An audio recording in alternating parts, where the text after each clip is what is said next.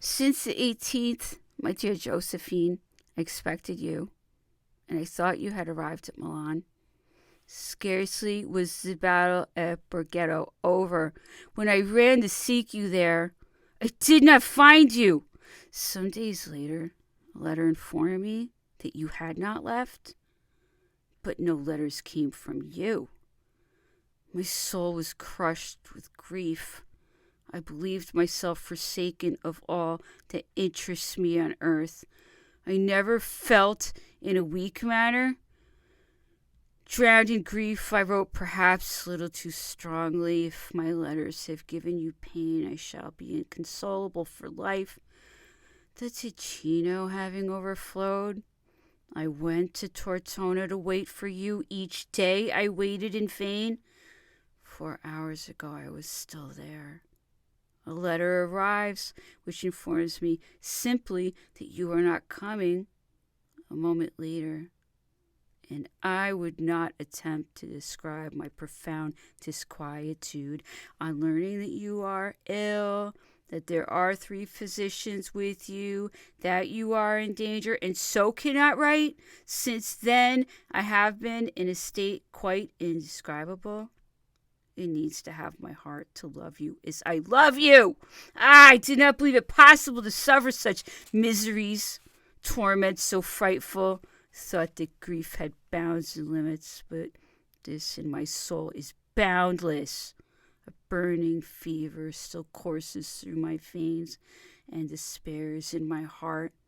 You are suffering, and I am far from you. Alas, perhaps you are no more.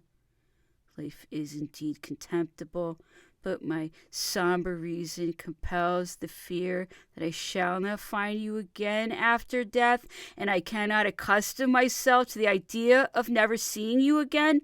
The day I know that Josephine is no more, that day I shall have ceased to live. No duty, no pride of place will tie me any longer to the earth. Men are so despicable. You alone efface to my eyes the ignominy of human nature. All the passions torment me. Every kind of presentiment afflicts me. Nothing comes to rescue me from the serpents which rend my soul in the midst of my dolorous solitude. To begin with, I have need that you pardon me for the foolish, mad letters I have written you. If you are well, you will recognize that fiery love may have distracted me. I need to be thoroughly convinced that you are not in danger. My love, subordinate everything to your health. Sacrifice all else to your repose. You are delicate, weak, and sick. The weather is warm, the journey long. I pray you on my knees, do not endanger so dear a life. So short is life. 3 months will soon go by. 3 months still without seeing each other. I tremble, my love. I do not dare to raise my thought towards the future. Everything is horrible. The only hope which could surely calm me is lacking to me. I do not believe in the immortality of the soul. If you die, I shall die at once. And the death of despair, of annihilation. Murat would fain convince me that your illness is light, but you have not written. It is a month now, and I have had no letters from you. You are tender, feeling, you love me. You fight on the clutches of illness, and the doctor is unable to take thought, far from him who could snatch you away from the malady and even out of the arms of death himself. If your illness continues, get me permission to go to see you, if only for an hour. In 5 days I would be in Paris, on the 12th back with my army. Without you, I cannot be of use here anymore.